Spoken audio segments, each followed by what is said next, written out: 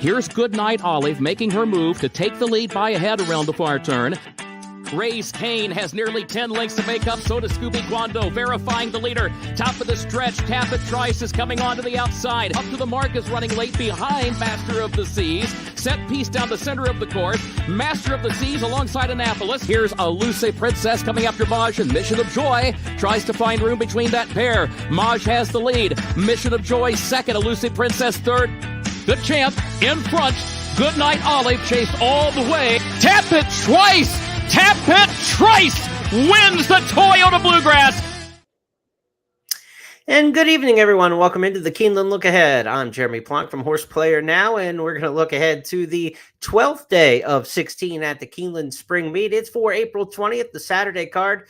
2 stakes features. We've got the Elkorn, we've got the Ben Ali. Plenty to talk about on the Saturday card. The big boxcar payoffs that we saw on Thursday at Keeneland trickled over into Friday a little bit, not quite the boxcars. We didn't have the $50 and $100 horses like we had the other day, but we had 3 winners today, $27 or more. So made for some nice payouts around the way. And the big feature race today, the Double Dog Dare Stakes, went to Raging Sea, our top pick in that one, got it done. Really nice win for the Comely winner in our return race to Keeneland, and she looked good for trainer Chad Brown, going to definitely be one of the Breeders' Cup Distaff Division horses to watch in what's becoming a really good Distaff Division. Of course, you got the carryover last year from Idiomatic, the champion Distaff mare in the country last year. You've got the one from the West Coast, Adair Manor, who just went to Oaklawn and won the Apple Blossom last weekend. So West Coast Breeders' Cup this year showing up at Del Mar could be horses like Raging Sea that we saw today out of the Double Dog there. Hopefully we'll get to see her back in the fall meet in the Spinster Stakes. She was very good today. And how about that Sire Curlin winning the Double Dog Dare Stakes for the 4th time in the last 6 years? The Curlins get better as they get older. They like the distance, and they certainly like it here on the main track at Keeneland. It's been a formula that's absolutely worked.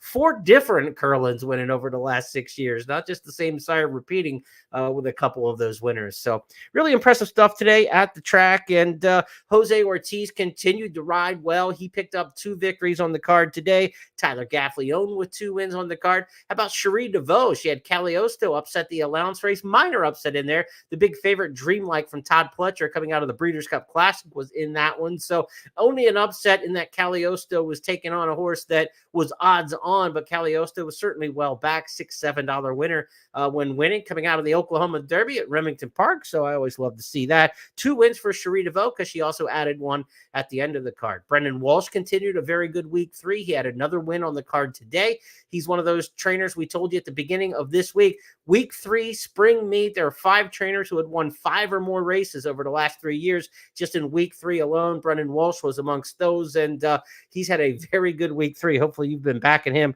a couple of those at nice prices. Big day for the Fairgrounds horses today. They won 4 of the 10 races on the card. Horses prepped at Fairgrounds. 2 more wins out of the Turfway crew, I believe in my unofficial count. I think that's 21 now. I think they had 19 coming into the card.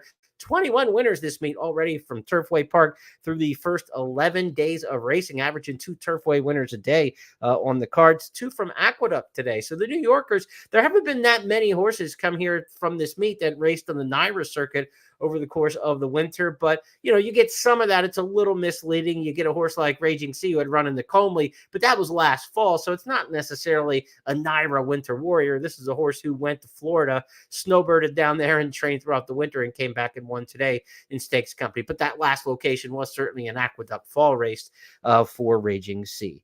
As for the jockeys, we talked about who was hot today. Well, one of those guys you're not going to be able to follow, Jose Ortiz. We talked about his 2-win Friday. He's not riding Keeneland on Saturday. He's at Oaklawn for the Apple Blossom, $1.25 million race there in Hot Springs, Arkansas, as is Florent Giroux and Joel Rosario. So 3 riders you would expect to see normally on a Saturday card this time of year at Keeneland. Jose Ortiz, Joel Rosario, Florent Giroux on the road. So if you see some different jockey assignments and a little movement with horses on the card today in terms of like, hey, this Giroux usually rides this horse. He's not riding. What's going on? He's in Hot Springs today, as is Rosario, as is Jose Ortiz. As for yours truly, a very good day in the handicapping ranks. We put together about $53 in winners. Hopefully you caught those. 3 top picks won today. None of the 3 were favored. 7, 9, $35 winners on the program today. So knock on wood, things are looking good. We're up to $41.10 profit for a $2 win bet on all of our top picks for the meet. We went in today about $8 up, and today we added $32 plus to that total because it took $20 to play those 10 races today with the $2 win plays. Got back about $52.70, almost $53 there. So we add to the total. We've got a chance. We beat the meet 2 of the last 3 meets here at Keeneland. We got absolutely killed last fall, though. Anybody who follows knows how bad of a meet we had last fall. So you take the good, you take the bad, but you understand, it's a long grind, this horse playing life. And so we're having a very good meet this meet. And again, the previous 2 meets, we were able to beat those meets, but in terms of top win play. So we're going to try to do it again. And we're going to try to get more money built up on this Saturday card. I like this card because I've got some prices in here. I want to be specific about this, but today on Saturday, as we preview for Saturday, I've got horses on top at 30-1, 20-1, 15-1, 10-1, and 8-1. So of the 10 race card, 5 of the picks are 8-1 or higher in the morning line, including 30, 20, 15, and 10-1 shots. So let's get some prices. Let's get rolling on this Saturday card. I'm looking forward to it. Coming up a little bit later in the podcast, Tom Leach from Keeneland Select and the voice of the Wildcats. He's going to check in with a couple trainer interviews for our stakes races. So we're going to hear from let's see, who do we have? We have Phil Sims, trainer of War Campaign, who's going in the Elkorn race number 8. We're going to hear from trainer Phil Sims. We're also going to hear from trainer Graham Motion, who's got not 1 but 2 horses in that 1.5 mile turf race, the feature race on Saturday, the Elkorn. So thanks to Tom for that. Stick around when we get to the previews for races 8 and 9. We'll drop those 2 in there. Let's take a look at the snapshot, the big picture of what we've got for you on a 10 race card at Keeneland. First post is at 1 o'clock. In terms of weather, temps expected to be in the mid 60s, cloudy skies, but dry. So I think we're looking at a great day for racing, fast and fairly close to firm, I think, on the turf, if not firm, for day 12 of 16. Pick 5 starts in the opener. 10 race card this Saturday. We've had 11s over the last couple Saturdays. So that middle pick 4 that was on the other cards is not part of the program this Saturday. The pick 4 starts in the early portion, races 2 through 5. I've got key plays for you in 4, 7, and 10. Those are the ones spotlighted in orange. The pick 6 starts in race number 5, no carryover. Pick 6 was hit today. Race number 6, the start of the late pick 5, is the beginning of the turf pick 3. Keeneland turf pick 3, 6, 8, and 10. 6, 8, and 10 will be the Keeneland turf pick 3 races. The late pick 4 is going to start in the 7th, where I've got a key play there. The Elkorn, the first of 2 stakes races, 1.5 miles on the turf, middle leg of the Keeneland Turf Pick 3. The Bet LI for the classic division, if you will, the older males on the dirt. Race number 9 will be the feature today. And in race number 10, Toyota Super High 5 offered in there, Keeneland Turf Pick 3, and my final key play of the day. Don't forget those daily doubles, 15% takeout, reduced 7 points this year. That's money back in your pocket when you are right. That's what this game's all about. Get paid when you're right. Let's try to get paid with the winner in the first race on the card. Here are the picks from the handicappers at Keeneland. You can get all these as a printable version of this, or just check it out on your phone or your desktop. Keeneland.com, go into the expert handicap consensus box, and you'll be able to find it there under the handicappers consensus. Scott Hazelton, Tom Leach, Gabby Gaudette, Kim Nelson, and myself here across the way. So let's start things out in the opener, where a couple horses are taking most of the attention from the public handicappers. Golden Degree, the 8, top pick for Scott and Tom. Gabby and I both have She's Always Rosie. And number 3, Gift Gorgeous, is the island pick, if you will, for Kim Nelson, as she's the only one who's got that one picked on top. I went with the 7 in here. She's Always Rosie. Another one coming in from Turfway Park. We like these Turfway Park horses. They've had an excellent meet, and especially in the maiden claimers. We've seen 10 maiden claiming races at the meet so far. 6 of the winners have been from Turfway Park. So the Turfway horses have fit extremely well at this particular level. It was a good day for the Fairgrounds horses in here. So the 2, Lady Aberdeen from Fairgrounds, obviously would get some respect for you. I think 7 and 2, I feel fairly safe with that, but seeing the 8 picked on top by a couple of my cohorts in here and others having Golden Degree in the mix, I'm going to have to give this class dropper maybe a second look in here. Brett Calhoun trains, Brian Hernandez rides. That Golden Degree to the outside has never been out of the maiden special weight ranks. Showed some speed, backed up at Fairgrounds against Tougher. Again, big day for the Fairgrounds set today. So the 2 and the 8 both coming from Fairgrounds. Again, Fairgrounds horses won 4 of the races on the program, but it's certainly been the story of Turfway this season, and Turfway at this maiden claiming level. So give me the 7 in here. She's always rosy. 3-1 in the morning line. Bill Morey, Gerardo Corrales teaming up. Good third last time at Turfway in a similar kind of race, a maiden 30. Should fit well at this level, going short. High percentage trainer. Connections score 26% when they work together. So I'll take the 7 in here. If the 8 wins on the big class drop, it'll be without me in this particular case, but you may want to give that one a little extra look, looking at the respect that the other handicappers give the 8 in the opener. I'll go with the 7-2, though, and feel pretty decent getting through the first leg. To the second we go, and we go back to the snapshot to let you see that this is where the early pick 4 is going to start. Early pick 4 on races 2, 3, 4, and 5. Second race is an interesting one because we haven't gotten these races at Keeneland a lot over the years. They're newer, they're maiden special weight races, but they're restricted to horses who were sold at sale for $50,000 or less or RNA'd, which means they did not meet their reserve bid.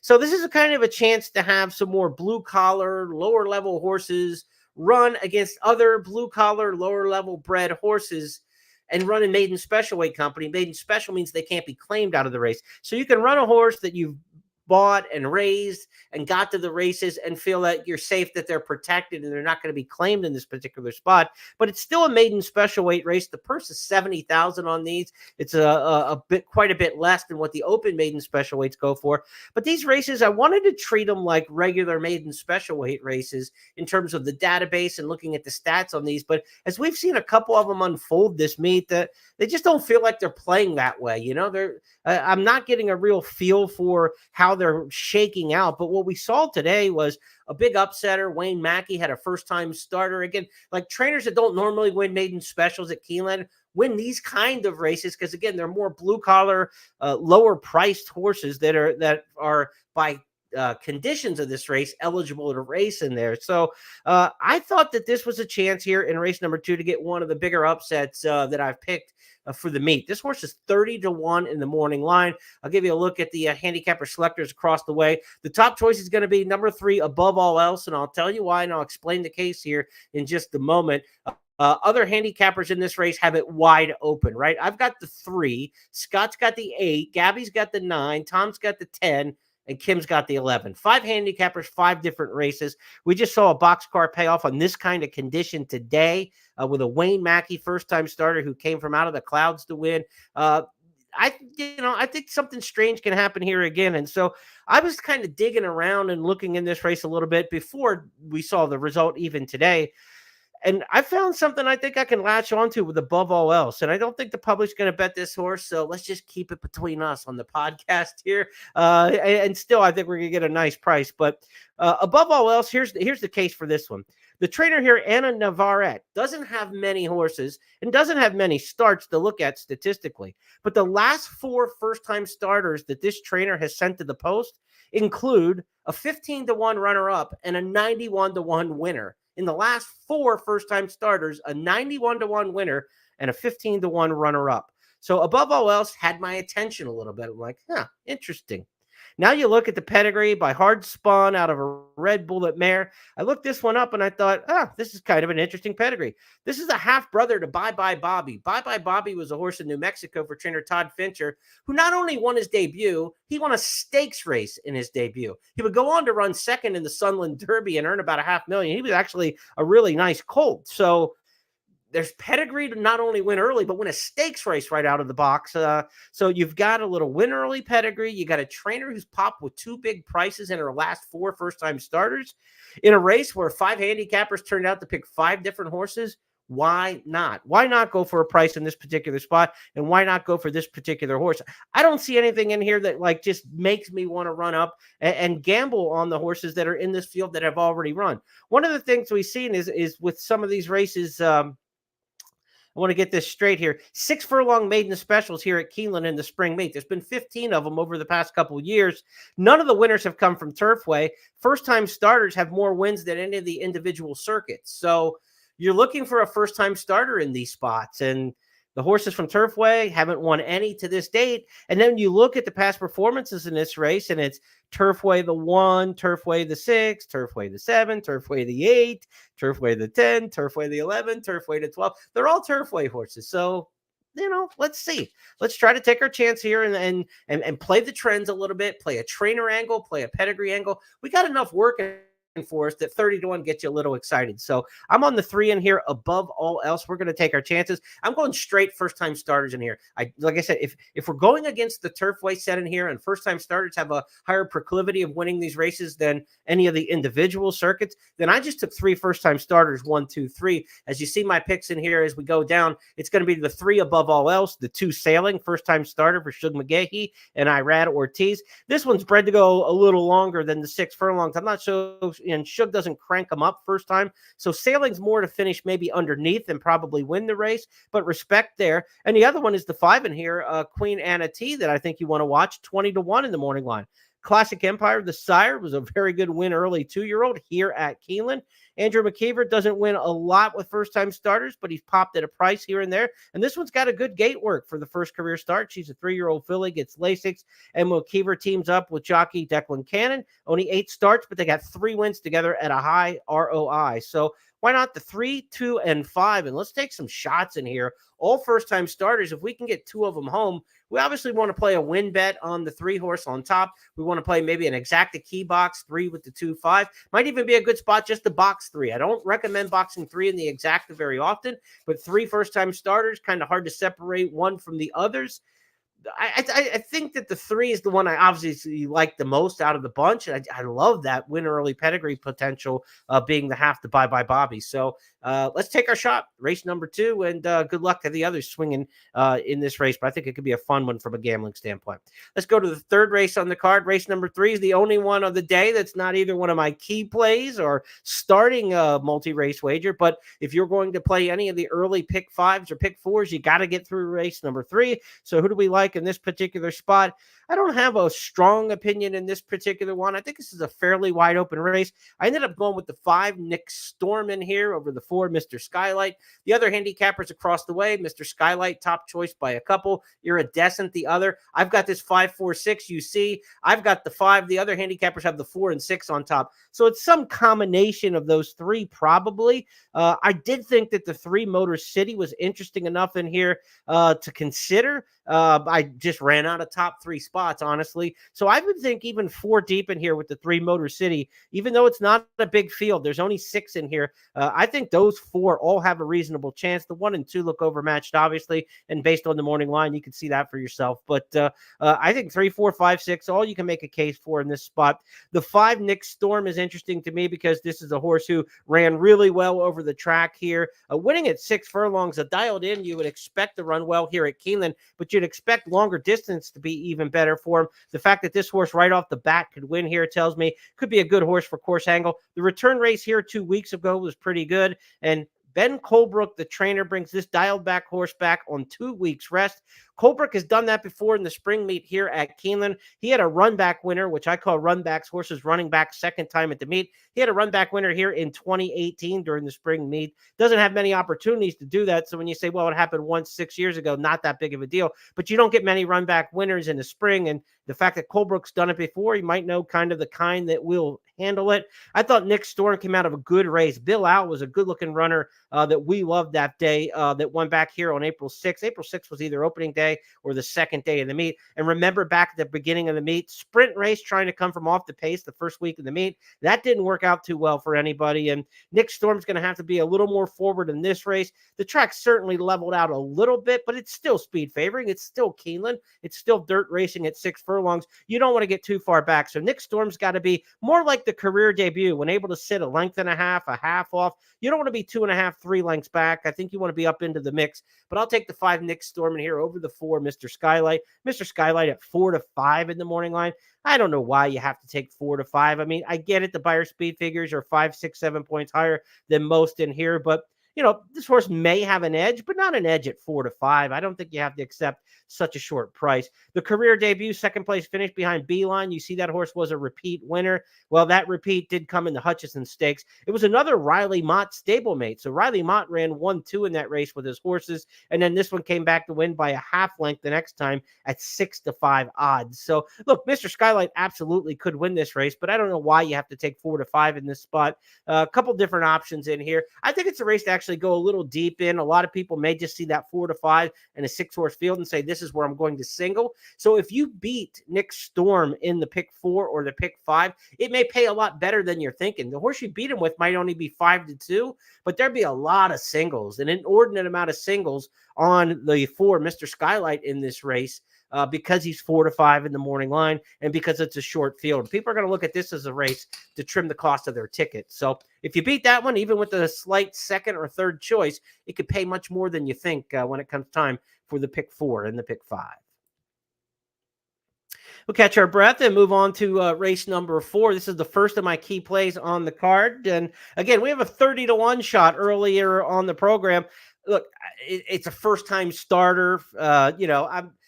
I don't mind making a first-time starter one of my key plays, and we'll see some maidens in that spot throughout the way. But, I think a little more reliability with the horses who have run is a bit more my MO when I'm looking for a key play of the day. So you say, why don't you have that 30-1 shot as, one of your key plays earlier? The fact that it's a first-time starter is really the kind of differentiator in that particular spot. So we will take our first key play into race number 4. That said, it's the 3 in here, Cloud Walker. Look, we love these power posts 3, 4, and 5 in the turf sprints at Keeneland. Power post winner today, $35 payoff. We love this. Cloud Walker gets a great draw. Not going to be a huge price, 9-2 in the morning line.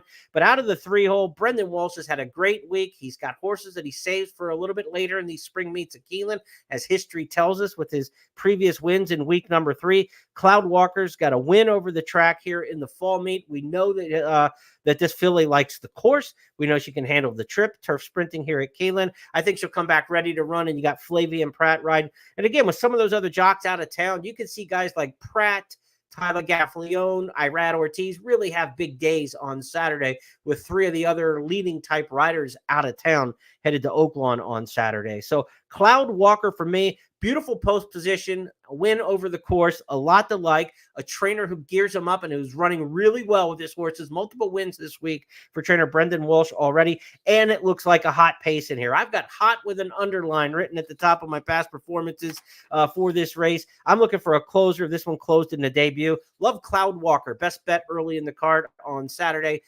in race number 4. As for others in the handicapper selectors box, Cloud Walker top pick by Scott and Kim. Look, maybe we end up favored in here at 2-1 or something like that. That's fine. I like this horse on top. We got a big field to work with. We got a dozen entered. We've got also eligibles in here. We've got a chance to play exotics and key this horse on top. We have a chance to single this horse in multi-race wagers. I like this single better than the 4-5 shot in race number 3 from the morning line, Mr. Skylight. So this is where you want to single, where other people will be spreading in a 12-horse field. If you're playing the early pick 4, the early pick 5, you'd rather single in these kind of spots than the short field heavy favorite that everybody else is singling. This can really separate you from the public, and that's what you're trying to do. If you're looking for some horses to go with this one in terms of an exacta or a trifecta, the 5 Barre obviously makes sense. It's Wesley Ward, John Velasquez in a turf sprint. The Wards haven't been just running off the screen in the main track races for the older horses. He's certainly doing everything with the 2-year-olds, but he's been he's Superman, but with the 2-year-olds, but he's been Clark Kent with the others. He's had a good meet, but not a great meet. The Wesley Wards haven't just rolled over everybody, but I think Barre certainly fits in here and has a great post position. The 5, the 10's one to watch in here, Work of Fiction, a horse who's got a win over the track, showing speed going a mile, but this horse can run a turf sprint. The last couple turf sprints, 4th beaten 2 at Kentucky Downs, 5th beaten 3 last out at Gulfstream with a bad trip that day. Rusty Arnold's a really good turf sprint trainer here over the years and gets Luis Saez. So the 10, Work of Fiction, is another one where I have sets up for next to this one in my past performances because we get that hot pace. We get a lot of speed. The 3 and the 10, I think, are the 2 most reliable closers in this race.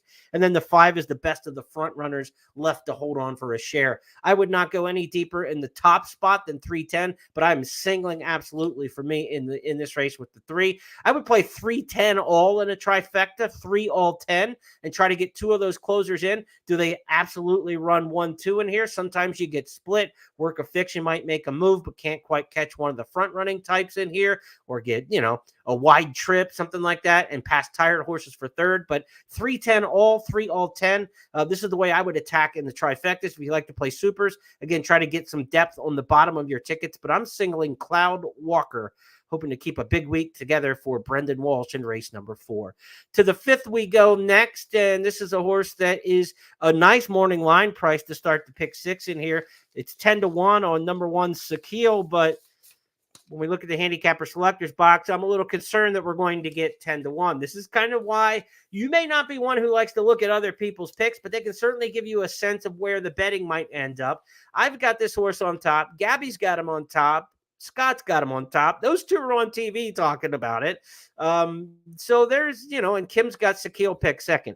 That does not add up to 10-1 probably. So look, if this price is going to get knocked down from 10-1, then you have to kind of figure out what price do you think is fair on this particular horse. Mike Meeker trains, Tyler Gaffleone riding. This is a 1.125 a turf or 1.125 dirt race for claimers. We don't get many of these going this far, but horses that have been fairly close to the lead have been tough to beat in these races. 1.125 claimers on the dirt. Only 8 of them have been run during spring meets, but 6 of those 8 winners were within a half length of the lead after the opening half mile. So you want a horse that's got a little speed in here. Inside doesn't hurt. So I think Sakil can sit close. If you look at this horse's good races back in last year, usually sitting 1-2, the last start or 2 got a little farther behind. The race at Oaklawn didn't break well and just kind of had nothing that day, and then was sent to the shelf for a couple months. The return race at Oaklawn got a little bit more speed, tracked about a length off of it for 50. Now this is a class drop in here. So I'm thinking Sakil can be inside, can be fairly forwardly placed. And when you look at the other horses in this race, where does the speed come from? The 5 Direct Line out of California probably, but I don't think that horse can last it for 1.125 miles. Same with number 7, Hunter Scott. A little cheap speed from Mahoning Valley, perhaps, but it doesn't look like the kind of horse who can get 1.125 miles. Same with number 8, From Another Mother, a horse who the last running line, there's just a difference in the margins. If you look at the past performance lines and you read down the page on a horse like From Another Mother, as you read across the running lines on a horse, that kind of tells you where they are in the race, right? And then you go down the running lines and it tells you this race, the previous race, the second previous race, the third previous race. Draw a line between the next to last call and the last call. Just go straight down your past performances and look left to right on a horse like From Another Mother. Almost in every start, the gap this horse is, the margin this horse is from the lead gets bigger from the next to last call to the last call, which means the horse is either hanging or fading in the stretch, not passing horses. So From Another Mother's 3-1 in here. It's Frankie Dettori. It's right handle. There's a lot to like there, connections wise. The form is pretty good, but the horse is just flat late almost every single race. Now you're asking to go from 1.70 miles, 1.16 miles, a flat mile, to 1.125 miles. I don't know why this horse would be better at 1.125 miles based on being flat late in all those other races. So I'm against the 8 in this particular spot. I've got him picked 4th. I've got it 1, 6, 2, and 8 in race number 5. But that's always a tip. I don't care which track you handicap. Draw a line from the last call in the past performance line to the finish call, and just draw a straight line down through, and then look left to right. Does this horse get a little bit better in the end, or does this horse fade in the end? Most horses are going to fade. Most horses are getting tired. But if you're going to take a short price on a horse who keeps fading in that last call, and now they're asked to run even farther, I wouldn't take a short price. I want to get a better value. So From Another Mother, I'll take a shot against. Sakil, my top pick in there, and a little handicapping lesson in race number 5. To the 6th we go next. The 6 is going to start the late pick 5. It's also the first leg of the Keeneland Turf Pick 3. Turf Pick 3 on races 6, 8, and 10. We had a Turf Pick 3 earlier this week. I think it was $57,000 on Thursday. when a $50 horse and a $100 horse popped in. Today was a little more realistic, but another nice payoff in the Keeneland Turf Pick 3. Certainly a great bet, $3 minimum there. So you want to limit your combinations and try to narrow things down if you can when putting together a Turf Pick 3 ticket. Sixth race is a second level allowance race. It's a mile. 7 of the 12 horses in this race make their first start of the year. That's not a bad angle in Keeneland Turf Mile allowance races over the years. So do not be afraid of that maneuver. A strong percentage of horses win this race fresh off the bench. Mile turf allowance races at Keeneland, you don't want to be afraid of a horse off a layoff. And I'm not afraid of a layoff horse in this spot. I'm going with number 2, Miss Red. Miss Red is a horse who's by Blame out of the mare Line. The second dam is Wend. The second dam means the grandmother on the mother's side. So Line is the dam. Line's mama was Wend. She won the Jenny Wiley over this turf course. There's pedigree to love it here at Keeneland with this Claiborne Farm pedigree. And Miss Reed makes the first start here at Keeneland on the turf. The form of this horse was good on the dirt. It got better on the turf. Comes off a layoff from Ellis Park in the summertime. But again, bred to love it here. And I think this horse is going to be forwardly placed and saving some ground. The 1's got no early speed. There's not a ton of early pace in this particular race. The 3 might be kind of pressing the pace, but isn't certainly committed to running up front. You've got a lot of foreign shippers in this race where they typically don't show a lot of early speed. I think the 2 can get a great trip, if not on the lead, sitting second and saving ground the whole way. I think it's going to be a dynamite trip for number 2, Miss Reed, here in this turf mile. That's why I've got that one on top. And I'm the only one with Miss Reed anywhere. Miss Reed, 8-1 in the morning line. Hopefully we might even get a little more in that on the Tom Drury trainee. 2, 8, and 9, the way I've got it. Glittering Lights, the 8, one of many in here with foreign experience and foreign pedigree, and many in here running in the U.S. for the first time. Glittering Lights is 15-1 in the morning line, coming in from Deauville in France. You have Brendan Walsh. You have Tyler Gaffleone teaming up here. First start in North America. Brendan Walsh does really well. His horses have been aimed here for week 3, I think, and have run well all week long. I expect Glittering Lights to make a shot in here, 15-1 in the morning line. So you see, we've got some great prices here. And number 9, Sam May, I'm taking a little bit of a shot, but I got to admit, I'm intrigued. I typically don't get interested in these South American imports when they come to the U.S., but Alfonso Arias, a trainer I'm not familiar with, gets Luan Machado to ride. This is a Group 1 winner in Peru, has won 10 of 12 lifetime starts. Good bullet workout, obviously. I didn't get to see it, but in terms of the time, a bullet workout in the mud at the Thoroughbred Center across town in Lexington. I give the 9 Semay a shot in here in a race where, look, the horses who have run, I'm not quite wound up and excited about them. I'm going to lean on the layoff horses in here, and there's some real questionable form in here in terms of like how good these horses are right now. You've got some horses trying to bounce back off disappointing efforts. You got horses coming off of layoffs, changing continents. There's a lot of weird elements in this race. And anytime you get a race that has a lot of weird elements, the one thing I want to try to do is simplify it. Like, how can I make it as easy as possible when there's so many question marks? And the easiest thing you can do is get to the lead, get to the inside, and get rid of all the variables, right? That's the trip. That's the trip everybody wants. That's why I'm on Miss Reed in this spot. 2-hole speed. There's no speed to the horse on the inside. Just get out with Saez, get a ground-saving run around the first turn, be right up in the race, and see how the chips fall. And all these other horses that you're worried about behind you, they might have traffic, they might have ground loss. There could be – get rid of as many variables as you can in a race like this. And so in a race like this, give me Miss Reed, a horse bred to like the turf course here at Keeneland. Good jockey, aggressive early, great post position in the 2-hole, not a lot of early speed. I'll take the 2, and then I'm kind of just shaking them up and throwing them out like dice underneath, right? Like I'm taking a Peruvian horse third in here. You got to admit I'm scratching and clawing for the unders in here. So the 2 Miss Reed, certainly a horse I like on top. That's not a stretch. I like this horse quite a bit. It's the others. I don't know how I play this race in terms of multi-race or intra-race bets. If you're talking tries, supers, exactas in this race, the 8 and 9 would be prices to use underneath. 2 with 8, 9 with all might be a way to approach a trifecta and try to pop a big price. And if you happen to get it, you could be, sitting on a whopper there. But do I have confidence in the 8, 9 and any of the other horses underneath? I really don't. But Miss Reed, we pare down the variables. We take the speed. We got an aggressive jockey, great posts, great pedigree, and let the chips fall where they may for us in race number 6. As for the others across the way, You've got the 7 American Retro picked on top by the ladies, Gabby and Kim. You've got Friedis the Red picked on top by Tom. And then you've got Olivia Maralda picked on top, the Irish bred for Scott. Olivia Maralda, first-time U.S. coming in from Ireland. William Walden trading. Walden's had a good meet so far, and this one certainly comes out of the top class races, right? Group 1, Group 2 company in Europe. We will see. There's not a lot of two-turn experience with Olivia Maralda, and if you wonder why I didn't use this horse anywhere, the class is obvious, right? But most of these races are on around one turn or on straightaways. The vast majority of them on straightaways. There's not two-turn experience for this horse, and at a mile, when a horse has never gone around 2 turns, this is kind of an important point. When a horse has never gone around 2 turns before, I don't want them in an outside post position, because when they break out of the starting gate, there's a very short run, right? Less than a 16th of a mile a lot of times to the clubhouse turn. And if they're on the outside and they're not used to turning right away, they're going to blow the turn a lot of times and give away a lot of ground. Not like they're going to bolt to the concession stand or over the outside rail, but they're going to lose a lot of ground on the clubhouse turn, not cornering right away, because they're not used to breaking out of the gate and then cornering a 16th of a mile later.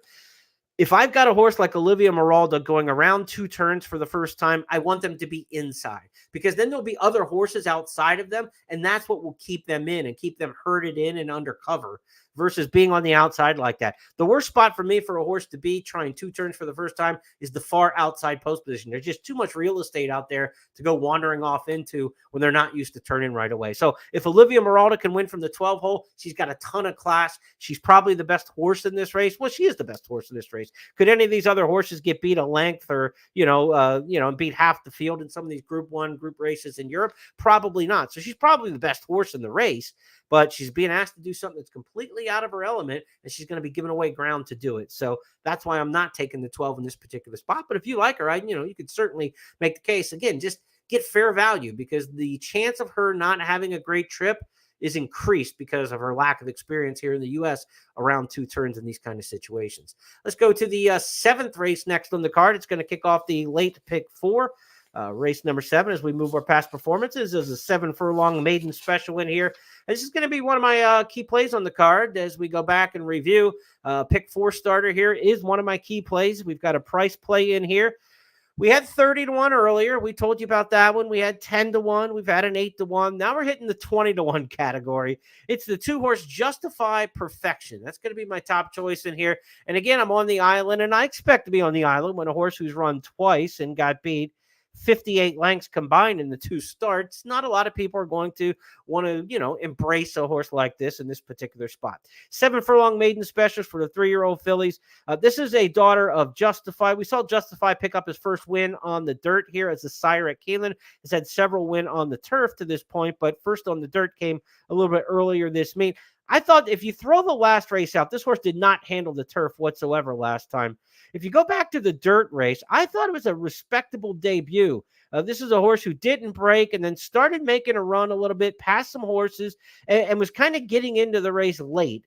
And I think if you get this horse with blinkers on today, which is what Dallas Stewart is doing, and now you go from 6 furlongs to the 7 furlong, about 7 furlong distance here at Keeneland, I think this horse is going to fit really well at 7 furlongs and have a chance to make a big late move in this spot. Now, you got to close on the main track in a sprint race. So the only way that's going to happen is if you get some speed.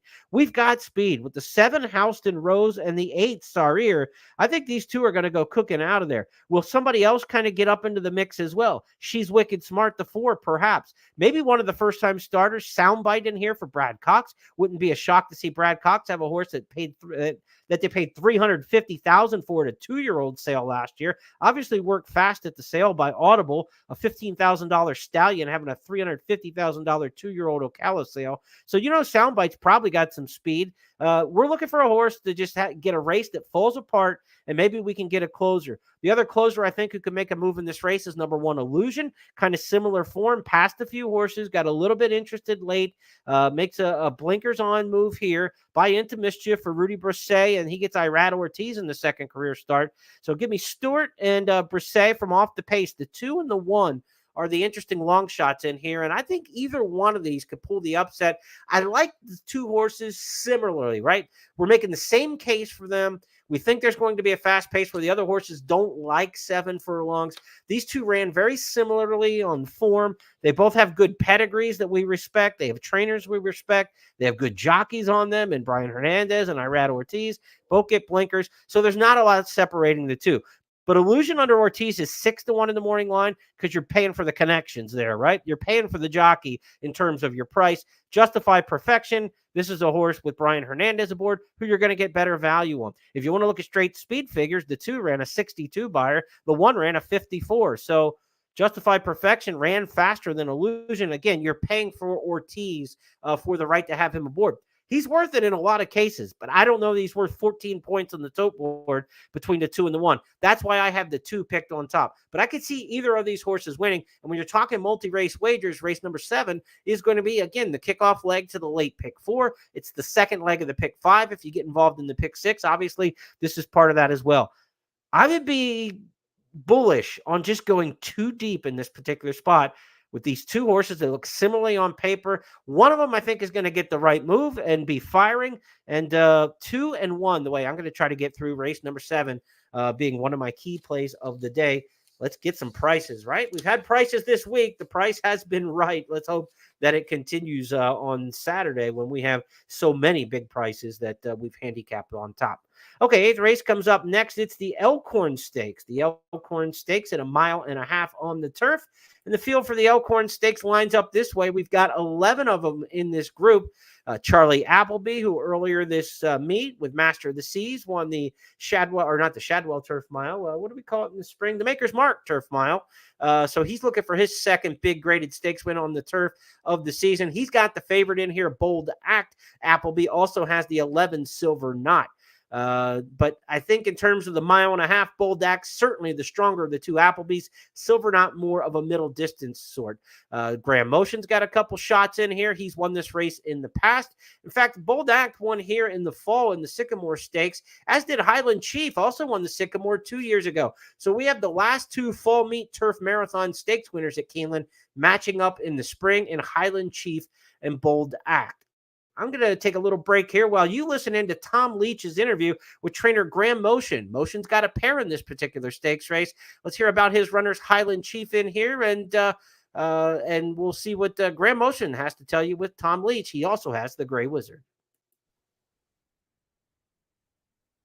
Graham, let's talk about the 2 in the grade 2 Elkorn. Start with Highland Chief. What's his story about being off for so long, and why did you pick this spot for the return? Yeah, I mean, this is a race that I've had in mind for him for a while. It's always tough to come back off this kind of a layoff, but this is a track that he obviously likes, and he's had plenty of time to get ready for it. The fact that you pick this spot, does that, and targeted it for a while, and now he's able to be here, does that suggest that you're comfortable with his readiness? Yeah, I am. Again, look, it's always a concern when you've been away for this long. But I'm actually getting ready to breeze him this morning on the grass down here at Palm Meadows. And hopefully that should be his last work, and should have him as close as I can have him to being ready, What is it about him that makes him a horse that can get himself ready off such a long break? Yeah, he's a very classy horse. I mean, he's a gorgeous horse, lovely moving horse. Look, it's a tall order coming back off this kind of a break at his age, but hopefully I've got enough miles into him. I think one of my biggest concerns would be that we get to run on a firm turf course. I wouldn't want to be running him on a really soft turf course off this kind of a break. And he likes this turf course in particular. Absolutely. What is it about him that makes him special? All horses, the good ones, have special qualities, would be it turn of foot or whatever. What is it for him? Yeah, I mean, like I said, he's just a really classy, gorgeous animal. And I think, the fact that I won a grade 1 with him, and the fact that, for Trevor, that was his first grade 1, that's kind of a sentimental, makes him a bit of a sentimental choice for us, I guess. Let's also talk about the Gray Wizard and why you picked this spot for him. Yeah, actually, he was entered in an allowance race last week, which came off the grass. So this was kind of plan B. Look, this is a big ask for him. He's coming off a break against some pretty stiff competition, but he really needs at least 1.5 miles. He ran well in the 2-mile race at Belmont. So he needs the distance, and we just don't have a great deal of options, and he's stable at Keeneland right now. So this makes sense to get him started. How has he trained up to this? He's done well. He's actually been at Fair Hill over the winter, whereas Highland Chief's been at Palm Meadows, but he's done everything well. Hopefully I have him tight enough. Hopefully I have both of them tight enough. Are they horses that you can ask a lot of? I mean, this is a big ask, obviously, off a layoff. Yes, I mean, look, I think you're always going to have in the back of your mind that they might have needed another work or two, and that's why I really wanted to give Highland Chief an extra work this morning. It's close to the race, but I think when they're coming off this kind of a break, I think a blowout a few days before the race is not a bad thing. So interesting stuff there from Graham Motion. Tempered. He's not a flamethrower when it comes to quotes to start with, but I think he's kind of tempering expectations as I listen to that interview and try to read through the lines. Look, Highland Chief has not run since November of 2022, the Breeders' Cup Turf of 22. This is a big ask, as he said, coming back off that kind of layoff. He hopes that he has him tight enough to go this long. I think he'll get the firmer turf course that he's looking for, but certainly Highland Chief at age 7, the older they get, the more you worry about the longer layoffs. But remember, Graham Motion trained Better Talk Now, who just seemed to get better the older he got, and he would come off long layoffs. Graham can do it. If there's a trainer who can do it with a horse like this, a veteran going long on the turf, he's got the track record to do it. Now, I don't have Highland Chief in my selections for the Elkorn Stakes. I just think there are better options in here in this particular spot. I've got Missed the Cut and Bold Act as the two standout players in here. And as you look across the handicapper selectors box, Bold Act, the 3-2 morning line favorite, picked on top by Tom and Kim. Scott and I both are taking a shot with the California shipper, Missed the Cut. Not a true California horse. This is a European who's been in California a little bit of late, I should say. But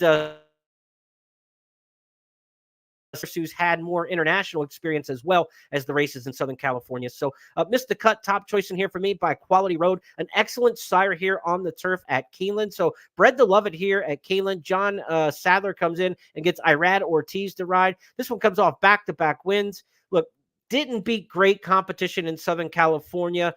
This is going to be by far the toughest horse this horse has run against in the last couple starts. Now, this was a Breeders' Cup Classic horse on the dirt, Missed the Cut, back last year in the Breeders' Cup against White Abarrio and company. So he's run against good horses before, Senor Buscador in the San Diego.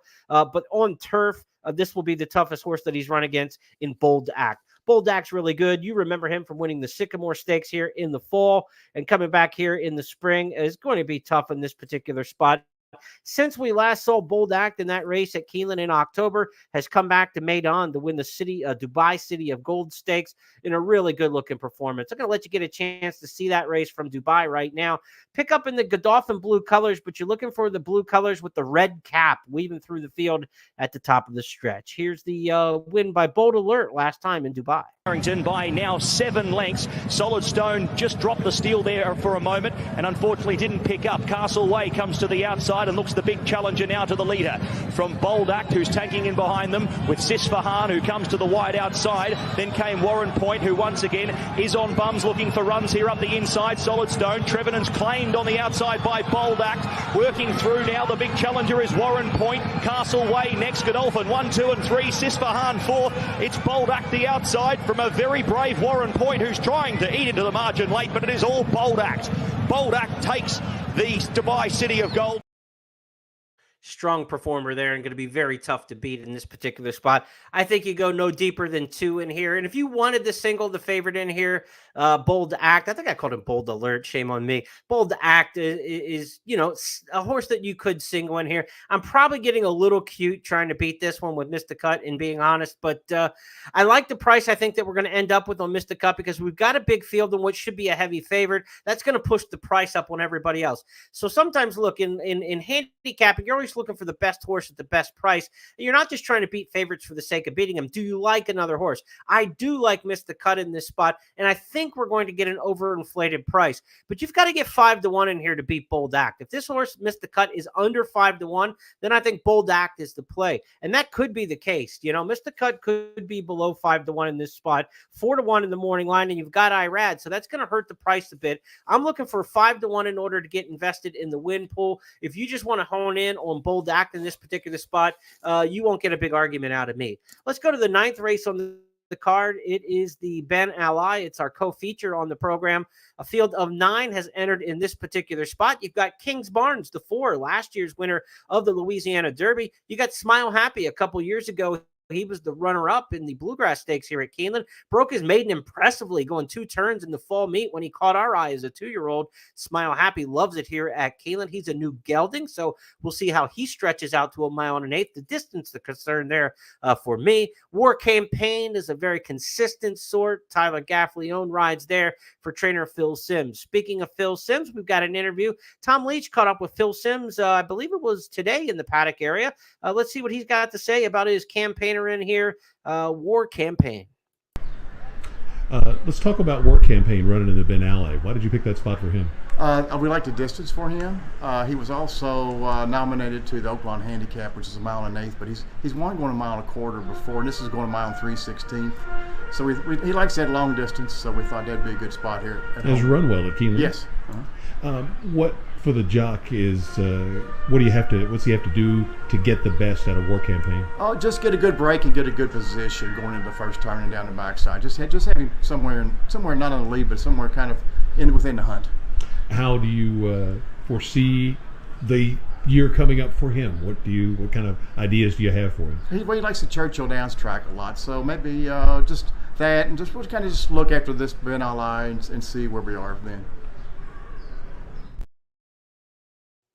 Consistency of War Campaign must be respected in this spot. I think Kings Barnes is going to control this race at the 1 3/16 distance. That was the distance that he won the Louisiana Derby in. He came back and ran a winning sprint race, and now he goes second off the layoff sprint the route. Those are 2 form cycle moves I really like. So Kings Barnes, for me, I think stands out here in the Ben Ally. He's going to be my top choice. Also the top pick in here for Kim. Smile Happy, I mentioned, I'm a little worried about the 1 1/8 distance. That was the old distance of the Ben Ally. It's 1 3/16 now, which is even farther than the 1 1/8. So Smile Happy, I love this horse. He's one of my favorite horses in training. People who follow me for a while know that. I know he loves Keeneland. He's been recently gelded. I'm not sure how he's going to react to that part of things, but really the concern for me is the distance. I think this is a full 1/8 of a mile farther than his best distance. I think he's a best at 1 1/16. So I've got to see Smile Happy do it to believe it at this kind of distance. But I'm firmly behind Kings Barnes in this particular spot. I think he stands out in this field. He's 2-1 in the morning line. I don't think there's any great value there, but I'm hoping maybe some of the other horses will take some money in here. As you look across the other handicappers, there's only 2 of us that have him on top, so it's not like everybody's agreeing on the same horse, but they all have Kings Barnes first or second. I think he's very reliable, though. I would single him in the multi-race wagers. I don't like the other horses nearly enough on the win end, but as far as exotics go, 4-9, 4-3, you could see something like that for sure in terms of the exactas. Let's go to the 10th and final after we have what could be 2 chalky stakes races, right?